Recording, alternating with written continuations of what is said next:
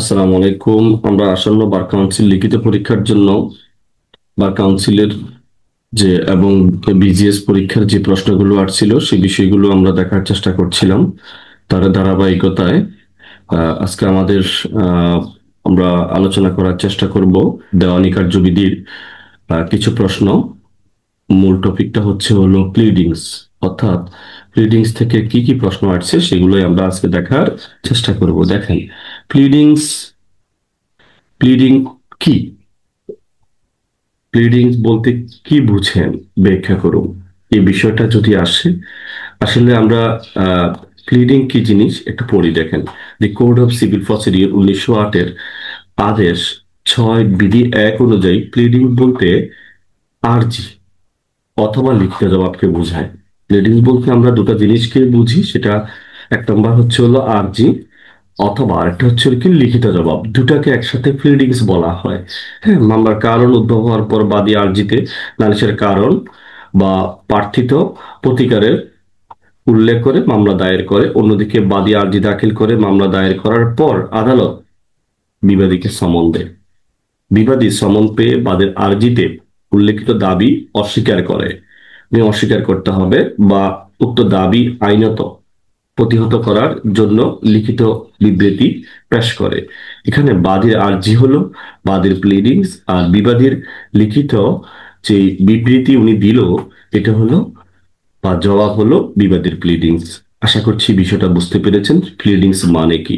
তাহলে আপনারা জানেন যে দেওয়ানি কার্যবিধিতে আদেশ আছে 51টি, অর্থাৎ মোকদ্দমার পক্ষ গঠন, উকিল নিয়োগ, মামলা দায়ের, 5-এ সমন, 6-এ প্লিডিং, 7-এ আর্জি, 8-এ লিখিত জবাব, 9-এ পক্ষগণের উপস্থিতি অনুপস্থিতি, 10-এ পক্ষগণের জবানবন্দি গ্রহণ, 11-তে ডিসকভারি বা আবিষ্কার, 12-তে অ্যাডমিশন, 13-তে দলিল ফেরত দাখিল আটক, 14-তে বিচার্য বিষয় গঠন, 15-তে প্রথম শুনানিতে মামলা নিষ্পত্তি, 16-তে সাক্ষীদের প্রতি সমন এবং 17-তে অ্যাডজর্নমেন্ট বা মুলতবি, 18-তে সাক্ষীদের জবানবন্দি গ্রহণ, 19-এ এফিডেভিট এবং 20-এ রায় ডিগ্রি, 21-এ ডিগ্রি জারি, 22-এ পক্ষভুক্ত, 23-এ আপোষ মীমাংসা, বিশেষ করে 26-এ কমিশন এবং এই যে 32-এ কি বলা আছে, 32-এ বলা আছে আপনার নেক্সট প্যান বা 33-এ নিঃস্ব ব্যক্তি, এই বিষয়গুলো আছে। এবং আপনার আমরা দেখবো এটা গুরুত্বপূর্ণ হলো 35-এ, হ্যাঁ, সাক্ষ্যবিহীন মোকদ্দমা বা ইন্টারপ্রিটার শুট, হ্যাঁ, 38-এ রায়ের পূর্বে কোর্ট বা গ্রেপ্তার, 39-এ আহ অস্থায়ী নিষেধাজ্ঞা বা অন্তর্বর্তীকালীন নিষেধাজ্ঞা, 40-এ রিসিভার, 41-এ আপনার কোন কোন যে আপিলের বিষয়গুলো বলা আছে, একদম 41 থেকে 45 পর্যন্ত আপিল সংক্রান্ত বিধিবিধান। এই কথাগুলো আপনাকে মাথায় রাখতে হবে। 47-এ রিভিউ, এই বিষয়গুলো একটু দেখতে হবে। অর্থাৎ আপনারা আদেশগুলো একবার রিভিশন করবেন, মূল হেডলাইন গুলো জানার চেষ্টা করবেন, আর ভিতরের কিছু গুরুত্বপূর্ণ যে বিধিগুলো আছে এগুলো একটু দেখার চেষ্টা করবেন। কারণ লিখিত পরীক্ষার জন্য সকল আদেশ সকল বিধি আপনাকে মনে রাখতে হবে তা নয়, কিছু গুরুত্বপূর্ণ জিনিস আপনাকে মনে রাখতে হবে। আমরা একটু নেক্সট প্রশ্ন দেখি।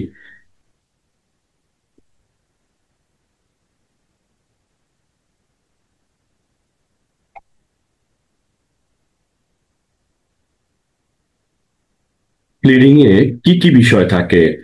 দি pleading should contain fact, fact থাকবে, নট ল। কোনো আইন থাকবে না, অর এভিডেন্স সাক্ষ্য থাকবে না। একটি আদর্শ প্লিডিং এর বৈশিষ্ট্য উল্লেখপূর্বক মন্তব্যটি the code of civil procedure 1908-এর আদেশ 6 এর আলোকে সংক্ষেপে ব্যাখ্যা করুন। অ্যাডভোকেটশিপ 2020 সালে আসছিল। Pleadings shall contain only material fact. The Code of Civil Procedure 1908-এর আদেশ 6 প্লিডিং এর বিষয়বস্তু নিরিখে আলোচনা করুন। অ্যাডভোকেটশিপ পরীক্ষা 2023, অর্থাৎ গত বছর এই প্রশ্নটা আসছে। এখন আপনারা বলতে পারেন গত বছর প্রশ্ন আসলে কি এই বছর আসতে পারে না? অবশ্যই আসতে পারে, আপনারা দেখে যাবেন। এরকম অনেক নজির আছে, 20 সালে, 21 সালে, 22 সালে, এভাবে কন্টিনিউ 5 সালে, 6 সালে, 7 সালে আসছে, আবার দ্বিতীয়ত কোনো ইয়ে নাই, বাধা তো নাই, আইনে তো বলা নাই যে এটা দিতে পারবে না। তো এই জন্য এগুলো নিয়ে গড়িমসি করা যাবে না। দেখবেন, দেখলে তো সমস্যা নাই, তাহলে আমরা বুঝছি যে প্লিডিং সাক্ষ্য নয়, এটা প্রাসঙ্গিক তথ্য প্রকাশ করবে, তথ্য প্রকাশ করবে। এরপর দেখেন, the code of civil procedure 1908-এর অর্ডার 6 রুল 2 এর মধ্যে মূলত একটা আদর্শ প্লিডিংস এর যে বৈশিষ্ট্য দরকার তা উল্লেখ করা হয়েছে। কোথায় আপনারা মনে রাখতে হবে? রুল 2-র মধ্যে, রুল 2-র মধ্যে, অর্থাৎ আদেশ 6-এর বিধি 2-এর মধ্যে একটা আদর্শ প্লিডিংস এর মধ্যে কি কি বৈশিষ্ট্য থাকতে হবে সেটা নিয়ে আলোচনা করা আছে। দেখেন, আমরা একটু দেখার চেষ্টা করি যে যে সমস্ত তথ্যের উপর ভিত্তি করে পক্ষগণ দাবি করে বা আত্মপক্ষ সমর্থন নির্ভর করে সে সমস্ত তথ্য দিতে হবে। আপনাকে প্রথমে এখানে কি করতে হবে? তথ্য দিতে হবে। অর্থাৎ যে সমস্ত তথ্যের ভিত্তিতে আপনি পক্ষগণ নিশ্চয়ই একটা দাবি বা আত্মপক্ষ সমর্থন নির্ভর করছে, সে সমস্ত তথ্য আপনাকে কি দিতে হবে? দিতে হবে। এটা হলো প্রথম কথাবার্তা। তাহলে তথ্য দিতে হবে। এরপর এরূপ তথ্যের উপর যথোপযুক্ত সংক্ষিপ্ত বিবরণ দিতে হবে। প্রথমে তথ্য দিতে হবে, যথোপযুক্ত সংক্ষিপ্ত বিবরণ দিতে হবে। এরপরে দেখেন,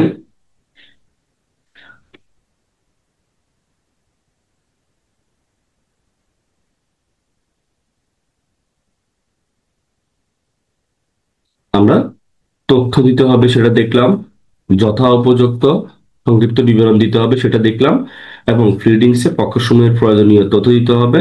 এবং এই সংক্রান্ত যে যথা উপযুক্ত বিবরণ দিবেন, আপনি যেটা জানতে মানে যেটা এক্সপ্লেইন করতে চান ওটা সাক্ষ্য হিসেবে উল্লেখ করা যাবে না। এই সাক্ষ্য নিচে আন্ডারলাইন করেন, সাক্ষ্য হিসেবে উল্লেখ করা যাবে না। এরপরে হচ্ছে, প্লিডিংসে কোনো সাক্ষ্য বা আইন উল্লেখ করার প্রয়োজন নাই। পক্ষগণ কোন কোন তথ্যের উপর নির্ভরশীল, নির্ভরশীলটা আন্ডারলাইন করেন, শুধুমাত্র সেসব তথ্য উল্লেখ করা প্রয়োজন। তাহলে আপনার কি করতে হবে? যে সমস্ত তথ্যের উপর ভিত্তিতে আত্মপক্ষ সমর্থন নির্ভর করছে সে তথ্য দিতে হবে, যথোপযুক্ত সংক্ষিপ্ত বিবরণ দিতে হবে, এবং সাক্ষ্য উল্লেখ করা যাবে না। যে তথ্য দিতে হবে সেটার উপর সাক্ষ্য উল্লেখ করা যাবে না। এবং আপনাকে নির্ভরশীল মানে যে তথ্যের উপর আপনি নির্ভরশীল সে শুধুমাত্র সেসব তথ্য উল্লেখ করা প্রয়োজন। আবার দেখেন, পক্ষসমূহের বক্তব্য প্রয়োজন অনুসারে পংক্তিতে, অর্থাৎ প্যারায়, পংক্তিতে পংক্তিতে বিভক্ত করতে হবে। এরপরে পংক্তি সমূহ ক্রমিক নং দিয়ে লিখতে হবে, অর্থাৎ 1 2 3 এভাবে লিখতে হবে। এরপরে হলো তারিখ, টাকার পরিমাণ ও নম্বর অঙ্কে লিখতে হবে। এই বিষয়গুলো আপনি তারিখ লিখবেন, টাকার পরিমাণ, নম্বর, ওগুলো অঙ্কে লিখতে হবে। এই হলো কথাবার্তা প্লিডিংসে। তাহলে আপনাকে আপনি তথ্য দিবেন, যথোপযুক্ত সংক্ষিপ্ত বিবরণ দিবেন, এবং যে বিবরণটা দিচ্ছেন সেটার উপর কোনো সাক্ষ্য দিবেন না, এবং সেটা নির্ভরশীল তথ্য হইতে হবে, এবং সেটা পংক্তিতে বিভক্ত করতে হবে, এবং পংক্তি সমূহ একটা ক্রমিক নং দিতে হবে। তারপরে হচ্ছে হলো তারিখ, টাকার পরিমাণ, নম্বর অঙ্কে লিখতে হবে। এই হচ্ছে কথাবার্তা। আশা করছি আপনারা বিষয়টা বুঝতে পেরেছেন।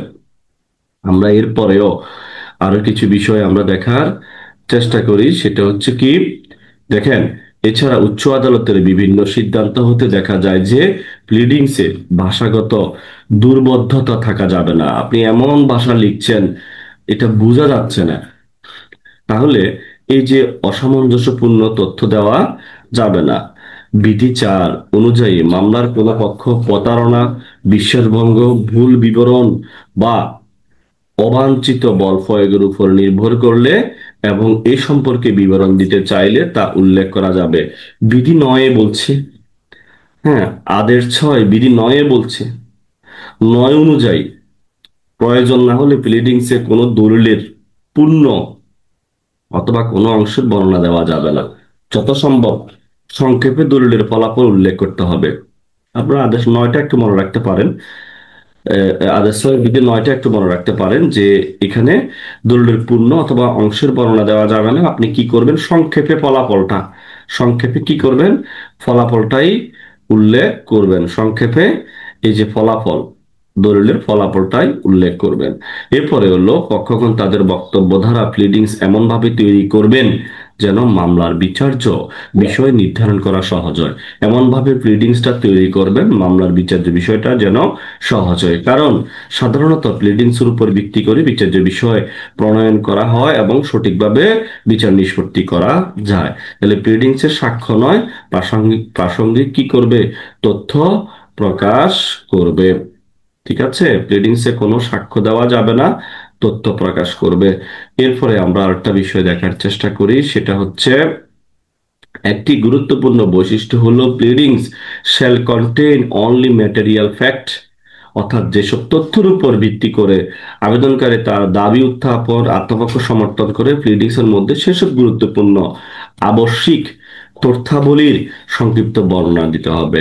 এখানে ম্যাটেরিয়াল ফ্যাক্ট বলতে কি বোঝানো হয়েছে দ্য কোড অফ উল্লেখ করা হয়নি, অর্থাৎ দেওয়ানি কার্যবিধিতে উল্লেখ করা হয়নি। তবে উচ্চ আদালতের বিভিন্ন সিদ্ধান্ত থেকে প্রতীয়মান হয় যে ফ্যাক্ট অত দাবি আত্মপক্ষ সমর্থন নির্ভর করে তাকে ম্যাটেরিয়াল ফ্যাক্ট বলা হয়। তাহলে প্লিডিংস এর উদ্দেশ্য হলো মামলার পক্ষদের মধ্যে বিতর্কের কারণ খুঁজে বের করা, যাতে মামলার শুনানির সময় সহজে বিবাদের কারণ অনুযায়ী প্রয়োজনীয় ব্যবস্থা নেওয়া যায়। তাহলে মামলার খরচ হ্রাস হবে এবং দ্রুত বিচার নিষ্পত্তি হবে। প্লিডিংসে প্রাসঙ্গিক তথ্য দেওয়া হলে আদালত খুব সহজে দ্রুত বিবাদমান পক্ষের বিবাদের বিষয় নির্ণয় করে শুনানির মাধ্যমে একটি কার্যকর সিদ্ধান্ত দিতে পারবে। প্লিডিংসে যদি তথ্য ও সাক্ষ্য দেওয়া হয়, তাহলে বিবাদের সময় সহজে পাওয়া যাবে না, আর বিবাদের বিষয় নির্ধারণের পরে সাক্ষ্য প্রমাণের বিষয় আসবে। তাই প্লিডিংসে সাক্ষ্য নয়, প্রাসঙ্গিক তথ্যই প্রকাশ করতে হবে। আশা করছি আপনারা বুঝে গেছেন যে প্লিডিংসে কখনো সাক্ষ্য নয়, আপনার তথ্য অর্থাৎ প্রাসঙ্গিক তথ্য বা একটা সংক্ষিপ্ত বিবরণ থাকবে, যেটির উপর ডিপেন্ড করে একটা মামলা নিষ্পত্তি করা যেতে পারে। দেখেন, আমরা পরের প্রশ্নটা একটু দেখি। প্লিডিংস এর সমর্থনে দলিল দাখিলের পদ্ধতি কি? প্লিডিংস এর সমর্থনে দলিল দাখিলের পদ্ধতি কি? সংশ্লিষ্ট বিধান উল্লেখে আলোচনা করুন। পঞ্চম বিজিএস এ আসছে প্লিডিংস এর সমর্থনে আপনি দলিল দাখিল করতে পারবেন। এখন কি দলিল দাখিল করবেন আমরা একটু দেখি। প্লিডিংস এর সমর্থনে দলিল দাখিলের সম্পর্কে দি কোড অফ সিভিল প্রসিডিউর 1908 এর অর্ডার 6 রুল 14 এবং 15 এবং অর্ডার 8 অর্ডার 8 রুল 1 এর মধ্যে আলোচনা করা হয়েছে। তাহলে দেখেন, আদেশ আদেশাত বিধি 14 অনুযায়ী বাদী যে সকল দলিলের ভিত্তিতে মোকদ্দমা দায়ের করেছে তা আরজি পেশের সময় আদালতে দাখিল করতে হবে। উক্ত দলিলের একটা নকল আদালতে পেশ করতে হবে। এটা আপনি যখন একটা মামলা দায়ের করবেন, একটা জমি সংক্রান্ত যে সমস্যা নিয়ে মামলাটা দায়ের করবেন, আপনার যে দলিলটা আছে সেটা আপনি কি করবেন, আপনার আরজির সাথে আপনি দাখিল করবেন, অর্থাৎ সেটা লিখিত জবাবের সাথেও আপনি দাখিল করতে পারেন। আমরা প্লিডিংস বলতে বুঝাইতেছি দুটা জিনিস, হ্যাঁ, সেটাই আপনি করবেন। আর অর্ডার অর্ডার 7 বিধি 14 অনুযায়ী বাদী যে সকল দলিলের ভিত্তিতে মোকদ্দমা দায়ের করছে তা আরজি পেশের সময় আদালতে দাখিল করতে হবে ও দলিলের একটি নকল আদালতে পেশ করতে হবে। এবং অর্ডার 7 বিধি 15 অনুযায়ী 7 কোনো দলিল বাদীর দখলে বা আয়ত্ত না থাকলে সেক্ষেত্রে যদি সম্ভব হয় তা কার দখলে বা আয়ত্তে আছে তা বিবৃতি প্রদান করতে হবে। এবং আদেশ 8 বিধি 1 অনুযায়ী প্রয়োজনীয় দলিল লিখিত জবাবের সাথে দাখিল না করলে দলিল দলিল অনুমতি ব্যতীত ব্যবহার করা যাবে না, তবে কিছু ব্যতিক্রমী ক্ষেত্রে আদালত অনুমতি দিলে ব্যবহার করা যাবে। তাইলে আমরা এখানে মনে রাখার বিষয় হচ্ছে হলো অর্ডার 7-14 এবং অর্ডার 7-15, অর্থাৎ আদেশ 7-14 বিধি এবং আদেশ 7-15 বিধি এবং আদেশ 8 আমরা কি জানি? লিখিত জবাব। আদেশ আদেশ 8 আমরা জানি লিখিত জবাবের বিষয়। ওই লিখিত জবাবের সময় যদি আপনি লিখিত জবাবের দাখিলের সাথে যদি না করলে দলিল আদালতের অনুমতি ব্যতীত ব্যবহার করা যাবে না, তবে কিছু ব্যতিক্রমী ক্ষেত্রে আদালত অনুমতি দিলে তা ব্যবহার করা যেতে পারে। আশা করছি বুঝতে পেরেছেন।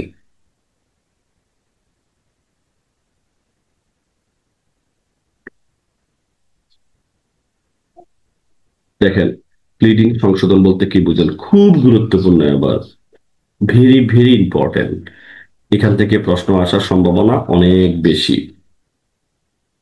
প্লিডিং সংশোধন বলতে কি বোঝেন, আর্জি বা জবাব দুটাই। সংশোধন বলতে আপনি কি বুঝেন, দৃষ্টান্ত সহ ব্যাখ্যা করুন। প্লিডিং সংশোধন, অ্যামেন্ডমেন্ট অফ প্লিডিংস, অ্যাডভোকেটশিপ 2006, 2007। দেখেন আপনারা কেন যে বলেন যে 6 সালে আসলে 7 সালে আসতে পারবে না, এটা দেখেন না, এই যে অ্যাডভোকেটশিপ 6-ও আসছে, 7-ও আসছে, তো অতএব আসার সম্ভাবনা আছে। দেখেন, the code of civil procedure 1908-এর আদেশ 6 বিধি 17-র মধ্যে প্লিডিং সংশোধনের বিষয়ে বলা আছে। এই আদেশ, এই বিধিটা খুবই মনে রাখবেন, হ্যাঁ। 6 আদেশের 17 যে কি বলা আছে, সংশোধনের কথা বলা আছে। প্লিডিং সংশোধন বলতে আর্জি বা লিখিত জবাব সংশোধনকে বোঝায়। মোকদ্দমা দাখিলের সময় বাদী তার দাবি সম্মিলিত আর্জিতে কোনো ভুল করলে বা কোনো নতুন তথ্য সংযোজন করতে চাইলে বা বাদ দিতে চাইলে আদালতের নিকট আবেদন করে তা সংশোধন করে নিতে পারবে। ঠিক একইভাবে বিবাদী তার লিখিত জবাব সংশোধন করে নিতে পারবে, যেহেতু বাদের আর্জি ও বিবাদের লিখিত জবাবের ভিত্তি করে আদালত সিদ্ধান্ত দিবেন, তাই আর্জি ও লিখিত জবাবে কোনো ভুল বা অপ্রয়োজনীয় বিষয় থাকা মোকদ্দমার জন্য ক্ষতিকর। এই জন্য পক্ষগণ প্রয়োজন অনুসারে তাদের প্লিডিং সংশোধন করতে পারে। তাইলে আপনি প্লিডিংস দুজনে সংশোধন করতে পারবে। আপনি আরজিও সংশোধন করা যাবে, লিখিত জবাবও সংশোধন করা যাবে। দুইটা বিষয়ে এখানে বোঝানো হয়েছে।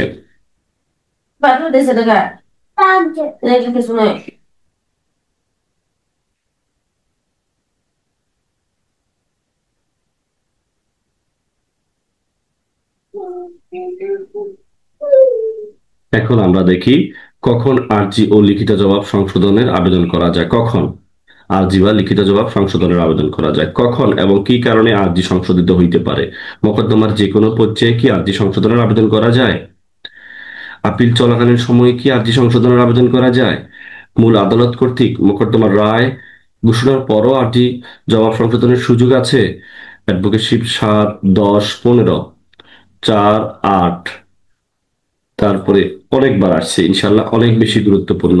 তাহলে দি কোর্ট, যদি ইংলিশটা তুলে দে, the court may at any stage, the court may, পারে, মে শব্দটা আছে, মে এট এনি স্টেজ, এটা বাধ্যতামূলক নয়, of the proceedings allow either party to amend the pleadings. তাইলে আপনার ইংরেজিটা দেখেও আমরা বুঝতে পারতেছি যে এসব মামলা ও আপিল চলাকালে এই ধারণার গ্রহণযোগ্যতা ব্যাখ্যা করুন, এটা কি করা যাবে কিনা, হ্যাঁ, এগুলো সংশোধন করা যাবে কিনা সে বিষয়টাই এখানে বলছে। আমরা প্রশ্নটা একটু দেখার চেষ্টা করি ইনশাআল্লাহ। দেখেন, প্লিডিং সংশোধনের বিষয়ে যাবতীয় বিধানবলী the code of civil procedure 1908-এর আদেশ 6 বিধি 17-এর মধ্যে বলা আছে। বিধি 17 অনুযায়ী মোকদ্দমার যে কোনো পর্যায়ে আদালত পক্ষগণের মধ্যকার বিরোধের প্রকৃত প্রশ্ন নির্ধারণের জন্য যে কোনো পক্ষকে ন্যায়সঙ্গত পদ্ধতিতে ও শর্তে তার আর্জি বা জবাব পরিবর্তন বা সংশোধন করার অনুমতি দিতে পারে। বিধি 16 অনুযায়ী আদালত নিজ উদ্যোগে বা বিবেচনামূলক ক্ষমতা বলে আর্জি জবাব কোনো বিষয় কেটে দেওয়া বা সংশোধন করার জন্য আদেশ দিতে পারে। বিধি 17-এর বক্তব্য থেকে বোঝা যায় যে প্লিডিং সংশোধনের পার্থক্য সরি প্লিডিং সংশোধনের প্রার্থনা মোকদ্দমার যে কোনো পর্যায়ে করা যাবে। কাজেই মোকদ্দমা চলাকালীন সময়ে সাক্ষ্য গ্রহণ শেষ হওয়ার পর যুক্তিতর্ক শুনানির পর্যায়ে, এমনকি রায় ঘোষণার তারিখ ধার্য করার পরও রায় ঘোষণার পূর্বে এরূপ দরখাস্ত দেওয়া যাবে। উল্লেখ্য যে বিচার কার্য শুরুর পর প্লিডিং সংশোধনের আবেদন করা হলে আদালত এই মর্মে সন্তুষ্ট করতে হবে যে চেষ্টা করার পরও বিচারের পূর্বে সংশ্লিষ্ট পক্ষ বিষয়টি উত্থাপন করতে পারেনি। যদি আদালত দেখে যে বিচার কার্য শুরুর পর বিচার কার্যকে বাধাগ্রস্ত করতে, বিলম্বিত করার উদ্দেশ্যে, দেখেন বাধাগ্রস্ত করতে, এগুলো মনে রাখবেন, বিলম্বিত করতে এবং সংশোধনের আবেদন করা হয়েছে, তখন আদালত আবেদনকারীকে আদেশ দিবেন যেন আপত্তিকারীকে ক্ষতিপূরণ প্রদান করে।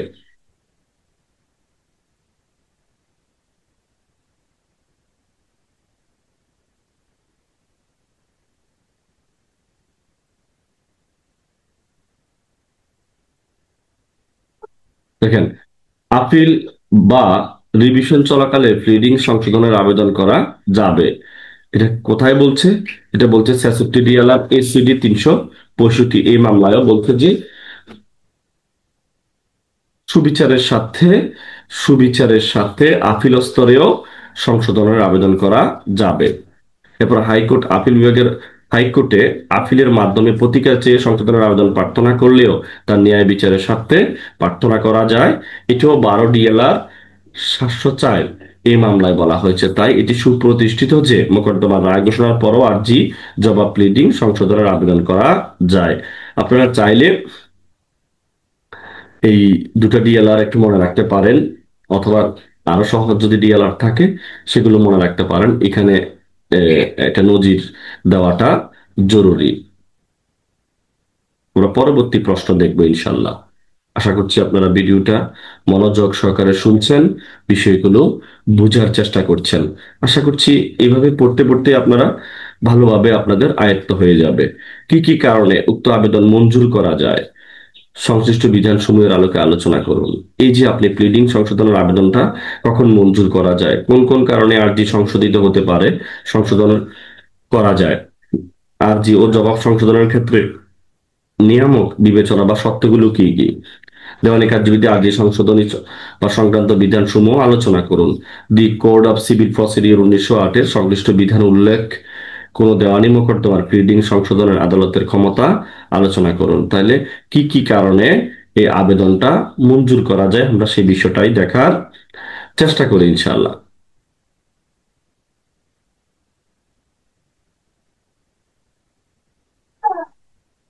যে আর্জি বা লিখিত জবাব বিভিন্ন কারণে সংশোধনের প্রয়োজন হতে পারে। যেমন আর্জি দাখিলের সময় বা জবাব দাখিলের সময় কোনো একটি গুরুত্বপূর্ণ বিষয় জানা ছিল না, অথচ সুষ্ঠু বিচারের জন্য বিষয়টি উল্লেখ থাকা প্রয়োজন।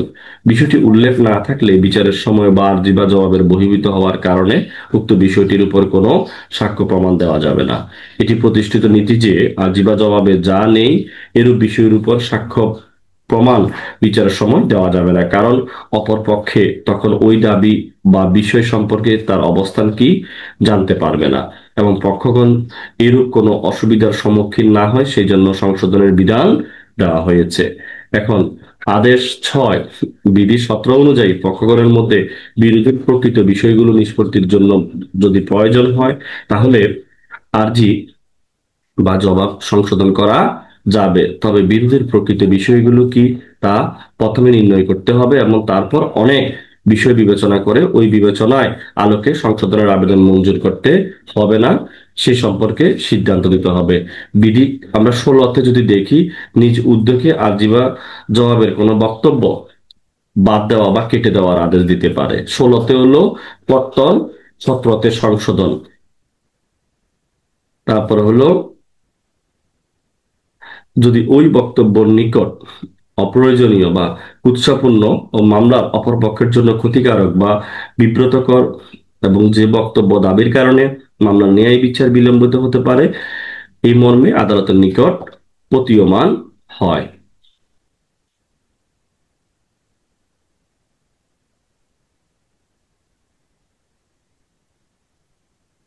উপরে উল্লেখিত যে কোনো একটি কারণে আদালত আর্জি বা জবাবের সংশ্লিষ্ট বাদ দিয়ে বা কেটে দিয়ে প্রয়োজনীয় সংশোধনের আদেশ দিতে পারেন।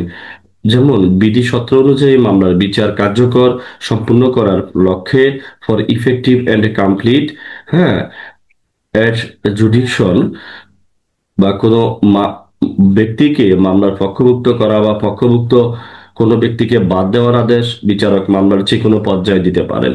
এখন বিধি 17 উচ্চ আদালতের বিভিন্ন সিদ্ধান্ত থেকে দেখা যায় যে আদালত প্লিডিং সংশোধন আদেশ দেওয়ার পূর্বে দুটি বিষয় বিশেষভাবে বিবেচনা করতে হয়। সেই দুটো বিষয় কি? প্রস্তাবিত সংশোধন উভয় পক্ষের বিরোধের প্রকৃত প্রশ্ন নির্ধারণের প্রয়োজনীয় কিনা, এটা একটা গুরুত্বপূর্ণ। প্রস্তাবিত সংশোধনের পর অপরপক্ষ যেন ক্ষতিগ্রস্ত না হয়। প্রথমে দেখবে যে এটা প্রয়োজনীয় কিনা, দ্বিতীয় দেখবে হলো এটা ক্ষতিগ্রস্ত যেন না হয়। এই দুটার উপর ভিত্তি করে কি করবে?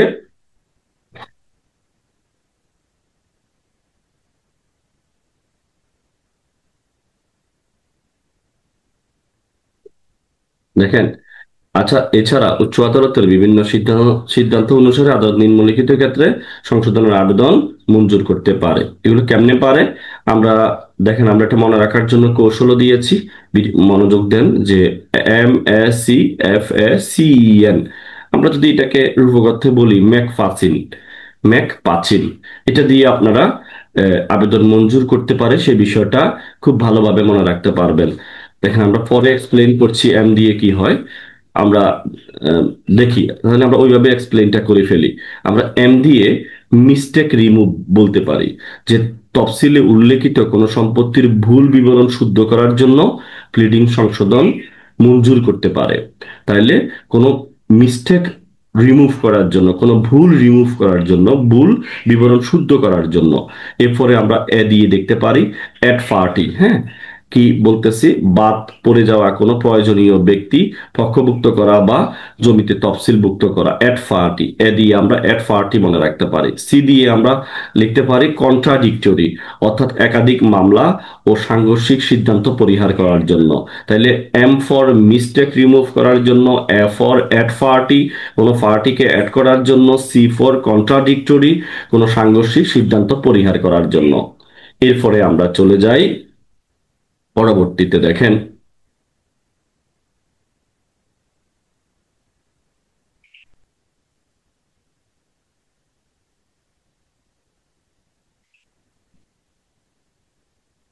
আহ এরপরে হচ্ছে হলো আমাদের যে টপিক আছে সেটা হচ্ছে হলো, আমরা MAC গেল, এখন আমরা এফ দিয়ে দেখার চেষ্টা করব। এফ দিয়ে আমরা যদি দেখি, এখানে হলো ফান্ডামেন্টাল। এফ দিয়ে আমরা কি দেখতেছি এখানে? এই যে ফান্ডামেন্টাল বা কোনো পরিবর্তন না ঘটে, মানে সংশোধনীতে নতুন কোনো বিষয় উল্লেখ করা হলে যদি মোকদ্দমার প্রকৃতি চরিত্র যদি আমূল পরিবর্তন না ঘটে, তাহলে প্লিডিং সংশোধন করা যাবে। এখন আমরা দেখি, দেখেন, আমরা দেখি এখানে আমরা আহ, আরেকটা আছে, আমরা একটা দিয়ে অ্যাড পার্টি বলছিলাম, আমাদের আরেকটা দিয়ে হলো আমরা অ্যাড্রেস, মানে কারেকশন। যদি কোনো পক্ষের ঠিকানা শুদ্ধ করা, কোনো পক্ষের আমরা কি করা যাবে? ঠিকানা শুদ্ধ করার জন্য, কোনো পক্ষের ঠিকানা শুদ্ধ করার জন্য, হ্যাঁ, আমরা অ্যাড্রেস কারেকশনের বিষয়টা নিয়ে আসতে পারি। আর অ্যাড পার্টি তো আমরা আগে বলেছি, ফর অ্যাড পার্টি কোনো বাদ পড়ে যাওয়া, কোনো প্রয়োজনীয় পক্ষভুক্ত বা জমিতে তফসিলভুক্ত করা। ফর অ্যাড্রেস কারেকশন, কোনো ঠিকানা শুদ্ধ করার জন্য। তাহলে এফ দিয়ে ফান্ডামেন্টাল, এ দিয়ে হচ্ছে হলো অ্যাড্রেস কারেকশন, হ্যাঁ, ঠিকানা সংশোধন করা। এরপরে আমরা সি দিয়ে কি বলতে পারি? সি দিয়ে আমরা বলতে পারি এখানে যে অতিরিক্ত প্রতিকার বা এই যে এখানে কনসিকুয়েন্সিয়াল রিলিফ প্রার্থনা করার জন্য সি দিয়ে। ই ফর আমরা বলতে পারি ইরর, কোনো ভুল সংশোধনের জন্য, সেই বিষয়টাই আমরা বলতে পারি। দেখেন, এখানে হলো ইরর, ই ফর ইরর, কোনো আরজিতে, আরজিতে কি আছে? আরজিতে প্রদত্ত দস্তখত এর কোনো ত্রুটি সংশোধন করার জন্য ই ফর ইরর আমরা বলতে পারি। তাইলে মোটামুটি আমাদের আহ, মনে রাখার মেথডটা হয়ে গেল। কি হয়ে গেল? আমরা একটু দেখি। তাহলে আমরা এম দিয়ে বলতেছি কোনো একটা ভুল মিস্টেক রিমুভ করার জন্য, এ ফর আমরা add party, C for contradictory, সাংঘর্ষিক কোনো সিদ্ধান্ত পরিহার করার জন্য আমরা প্লিডিংসটা কি করতে পারে?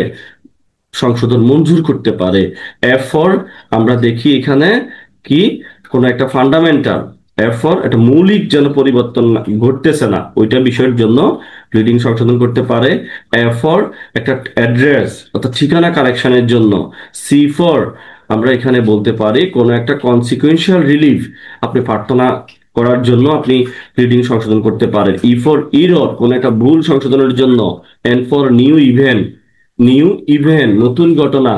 পর কি বলা আছে, মোকদ্দমা চলমান থাকা অবস্থায় যে বিষয় প্রকাশ পেয়েছে, নতুন ঘটনা ঘটেছে, নথিভুক্ত করার জন্য। এই যে নতুন ইভেন্ট, নতুন কোনো ঘটনা ঘটলে, আশা করছি এটা দিয়ে কিছুটা হলেও আপনারা মনে রাখতে পারবেন। এগুলো রূপকথ্যে কথাবার্তা, এগুলো আবার বিজ্ঞানের মতো নিয়েন না।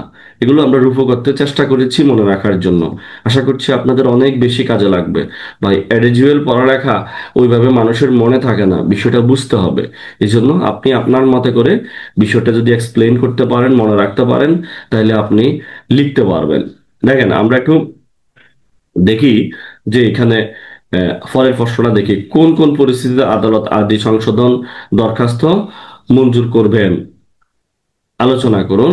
বা আদালত কখন আদি অস্বীকৃতি জানাতে পারেন। আমরা একটু আগে বিষয়টা ইতিমধ্যে পড়ে ফেলেছি।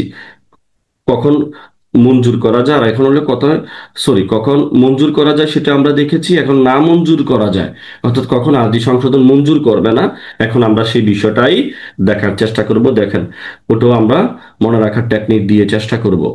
দি কোড অফ সিভিল প্রসিডিউর 1908-এর আদেশ 6 বিধি 17 এর বক্তব্য অনুযায়ী যে কোনো পক্ষ প্লিডিং সংশোধনের আবেদন করতে পারে। প্লিডিং সংশোধনের বিষয় বাদী ও বিবাদী তথা আরজি ও লিখিত জবাব উভয় ক্ষেত্রে প্রযোজ্য। যেসব কারণে বাদী আরজি সংশোধনের আবেদন মঞ্জুর বা না মঞ্জুর করা হয়, সেসব কারণে লিখিত জবাব সংশোধনের প্রার্থনা মঞ্জুর বা না মঞ্জুর হবে। অর্থাৎ উচ্চ আদালতের বিভিন্ন সিদ্ধান্ত অনুযায়ী নিম্নলিখিত কারণে আদালত আরজি বা লিখিত জবাব প্লিডিং সংশোধনের অস্বীকৃতি জানাতে পারবেন, এরূপ সংশোধনের আবেদন না মঞ্জুর করতে পারবেন। এখন আমরা দেখি কোন কোন ক্ষেত্রে।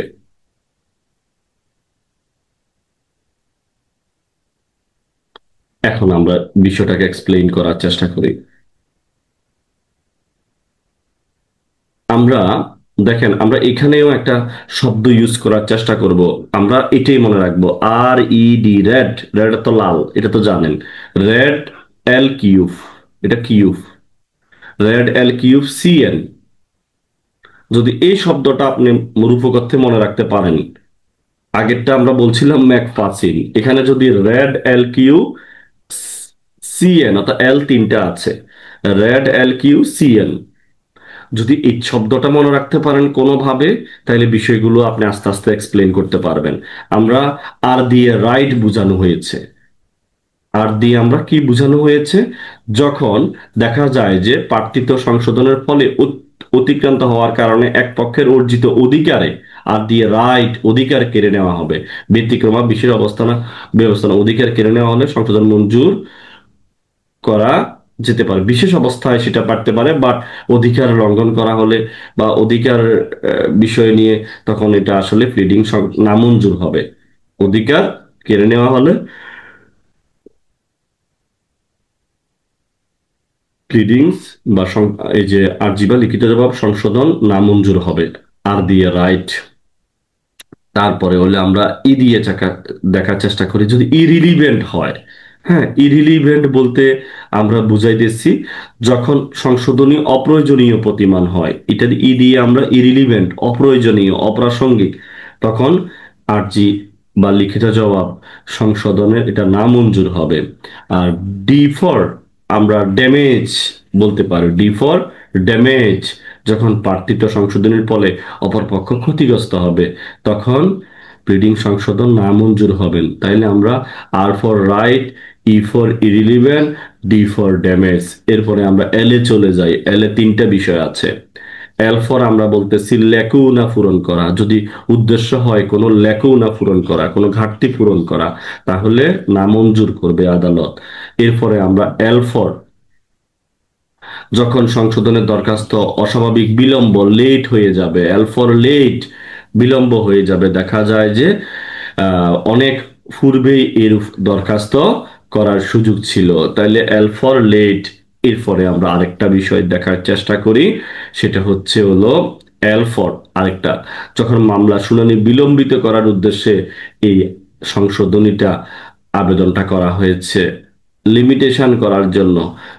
এখানে তামাদিতে বাধিত করার জন্য, বিলম্বিত করার জন্য এটা করা হয়েছে, লেট করার জন্য বা বিলম্বিত করার জন্য, তাইলে এল ফর লিমিটেশন নিয়ে যে সমস্যা বিলম্বিত করার জন্য সেটা মনে রাখতে পারেন। এল দিয়ে তিনটা বিষয়, L for, L for late, L for limitation, L for লেকুনা।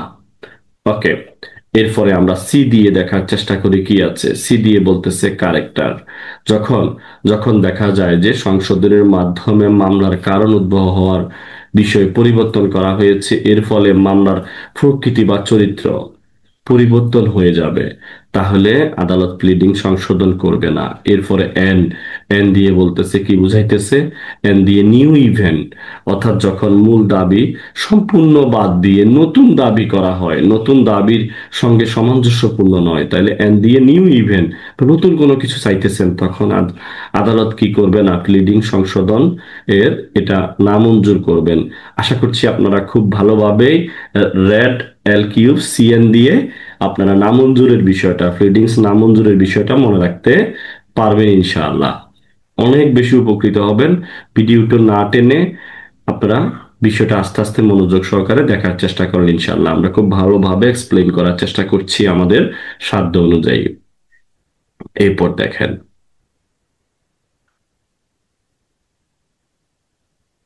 আমরা 8 নং প্রশ্নটা একটু দেখি। বিবাদীর জবাব সংশোধনের দরখাস্ত, বিবাদীর জবাব সংশোধন, তাহলে বিবাদীর জবাব মানে লিখিত জবাব আর কি। দরখাস্ত নামঞ্জুর, সংশোধন নামঞ্জুর হলে ক্ষতিগ্রস্ত পক্ষ যে প্রতিকার পেতে পারেন তা সংশ্লিষ্ট আইন উল্লেখপূর্বক আলোচনা করুন। তার কোনো প্রতিকার আছে কিনা, কি প্রতিকার আছে সেটা আমরা দেখার চেষ্টা করি। আমাদের এর আগে আমাদেরকে কিছু বিষয় দেখতে হবে। সেটা হচ্ছে হলো কোথায় আমরা দেখব যে প্রথমে 2-এর 2-এ আমরা দেখেছিলাম আহ, আহ, ধারা 2-এর 2-এ বলা আছে আসলে কোনগুলোর ডিক্রি হিসাবে গণ্য হবে এই বিষয়গুলো আপনাদেরকে বুঝতে হবে। অর্থাৎ আরজি খারিজ হয়ে গেলে সেটা হলো ডিক্রি, এবং 144 দ্বারা রেস্টিটিউশন প্রত্যর্পণ সেটাও ডিক্রি। এগুলো ডিক্রির বিরুদ্ধে আপিল করতে কোনো সমস্যা নাই। এরপরে হচ্ছে হলো, আর আমরা দেখব যে আহ, আদেশ 43-এর বিধি 1-এর মধ্যে 25টা আপিলযোগ্য আদেশ আছে, ওইটা আপনাদেরকে মনে রাখতে হবে যে 7 থেকে 11 পর্যন্ত, 16, 21, 38, 39, 40, 41 এই জায়গাগুলোতে কিছু বিধি আছে, 25টা আপিলযোগ্য আদেশ আছে। এগুলাতে কি করা যাবে, আপিল করা যাবে। আদার্সওয়াইজ আদেশের বিরুদ্ধে আসলে রিভিশনে করা হয় ফার্স্ট টাইম। এরপরে দেখেন আমরা একটু দেখি প্রতিকারটা কি আছে। আপনারা এই বিষয়গুলো জানবেন, আমরা যেটা বলছি এগুলো না হলে, বেসিক না জানলে আইন বুঝে মজা পাবেন না, আইন পড়ে মজা পাবেন না। The code of civil procedure 1908-এর আদেশ 6 বিধি 17 অনুযায়ী বাদী বিবাদী অর্থাৎ মোকদ্দমার যে কোনো পক্ষ তাদের আর্জি বা লিখিত জবাব সংশোধনের আবেদন করতে পারে। 6-17, যদি আদালত বিবাদী লিখিত জবাব বা সংশোধনের দরখাস্ত নামঞ্জুর করে ক্ষতিগ্রস্ত পক্ষ রিভিশন করতে পারবে। ক্ষতিগ্রস্ত পক্ষ করতে পারবে রিভিশন, কারণ আর্জি বা লিখিত জবাব সংশোধনের আবেদন মঞ্জুর বা নামঞ্জুর করার ফলে ক্ষতিগ্রস্ত পক্ষ আপিল আপিল করতে পারবে কিনা তা 96, 104 বা আদেশ 43-এর মধ্যে এখানে কোনো উল্লেখ নাই। আদেশ 6 থেকে এখনো এখানে কোনো কিছুই উল্লেখ নাই। যেহেতু আপিলের বিধান নাই সেক্ষেত্রে রিভিশন করা যাবে। তাহলে যেহেতু আলোচ্য অংশ বিবাদীর জবাব সংশোধনের দরখাস্ত নামঞ্জুরের কারণে ক্ষতিগ্রস্ত বিবাদী রিভিশন করতে পারবে, তাইলে আপনাকে দেখতে হবে 96, 104 এবং 43-এর মধ্যে কোনো বিধিবিধান আছে কিনা। না, 6-7 থেকে শুরু হয়েছে, 7-এ আছে, কিছু তো 8-এ আছে, 9-এ আছে, 10-এ আছে, 11 আছে, এই আদেশগুলোর মধ্যে আছে, 16-তে আছে, 21-এ আছে, মেবি আপনার ইয়াতে আছে, 38 আছে, 39 আছে, 40 আছে, 41 আছে, ওই জায়গাগুলো থেকে আপিলযোগ্য আদেশগুলোর কথা বলা আছে। আশা করছি বুঝতে পেরেছেন। এরপরে আমরা এই পুরো বিষয়টা আপনারা বিচার প্রক্রিয়া অর্থাৎ হামিদুল হক চালের বইটা দেখলেও বিষয়গুলো দেখতে পাবেন। পৃষ্ঠা নং 100-এর মধ্যে আছে কখন আহ, বিবাদীর জবাব সংশোধনের দরখাস্ত মঞ্জুর না মঞ্জুর কখন করা হয় না করা হয়, যাদের কাছে বিচার প্রক্রিয়া আছে ওখান থেকেও আপনারা বিষয়গুলো দেখতে পারেন। আমরা পরবর্তী প্রশ্নে চলে যাই।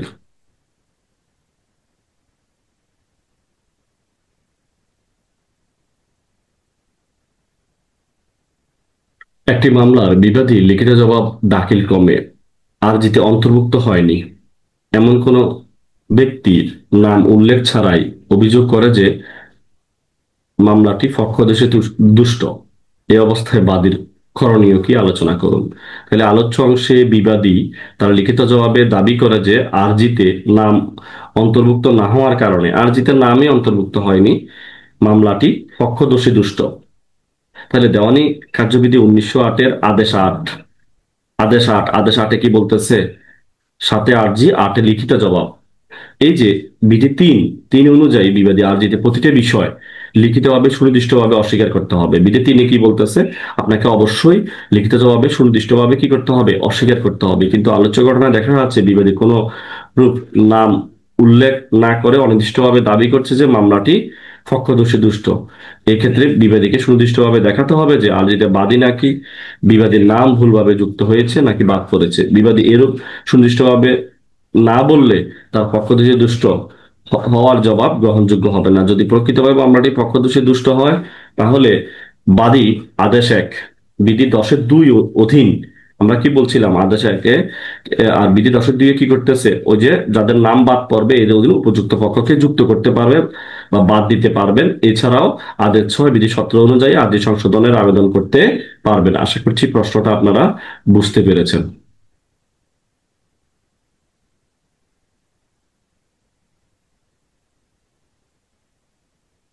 তো আজকে এতটুকু পর্যন্ত, ইনশাল্লাহ দেখা হবে পরের ক্লাসে খুব শীঘ্রই। আপনারা পরের ভিডিওটা দেখবেন, আমাদের আগের ভিডিওটাও দেওয়া আছে, ভিডিওগুলো শুনেন। আসলে ভিডিওগুলো দেওয়ার উদ্দেশ্য আপনাদেরকে এক্সপ্লেন করছি। ভিডিওটি দেওয়ার উদ্দেশ্য হচ্ছে হলো যারা মনে করেন এই বিষয়গুলো পড়েছেন কিন্তু আবার আপনারা রিভিশন করতে চান কিন্তু পড়তে মন চাইতেছে না, কোনো কারণে রেস্ট নেওয়ার বিষয়, তখন আপনারা ল্যাপটপে, টিভিতে বা মোবাইলে এই বিষয়গুলো আপনারা কি করতে পারেন, আপনারা চালিয়ে রাখতে পারেন এবং আপনারা শুনতে পারেন বা কোনো গাড়ির মধ্যে বিষয়গুলো শুনতে পারেন, তাইলে আপনাদের অনেক বেশি উপকৃত হবে ইনশাআল্লাহ। এই উদ্দেশ্য হচ্ছে এটাই, আপনাদেরকে সহযোগিতা করা, এর বাইরে আর কোনো উদ্দেশ্য নয়। আশা করি আপনারা উপকৃত হবেন। আসসালামু আলাইকুম ওয়া রাহমাতুল্লাহ।